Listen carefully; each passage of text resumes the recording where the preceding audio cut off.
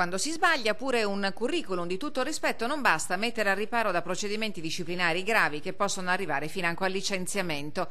E per l'Opera Santa Maria della Carità, l'episodio contestato all'educatrice che di sua spontanea volontà avrebbe fatto intervenire un esorcista per liberare dal male una bambina ospite di una casa famiglia gestita dalla fondazione è stato scorretto e non coerente con le linee guida della comunità. Cosa è accaduto è presto detto. La piccola era tornata da scuola fortemente impressionata per uno di quei giochi spiritici da cui sovente i minori si lasciano attrarre. Si tratta con tutta evidenza di giochi, ma possono creare sconquassi, specie tra i più impressionabili.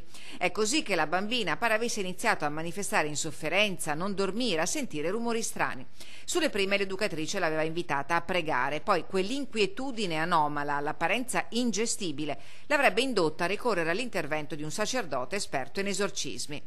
La contestazione, spiega in una nota la direzione della struttura, non riguarda in alcun modo elementi legati al catechismo e alla dottrina della fede cattolica, piuttosto le specifiche modalità dell'intervento educativo messo in atto in quel contesto delicato per i soggetti coinvolti e che richiede perciò massima attenzione e rispetto nelle linee educative assunte dalla comunità. L'educatrice, che sostiene di avere fatto intervenire l'esorcista per un consiglio dopo essersi consultata con i colleghi, ha impugnato il licenziamento.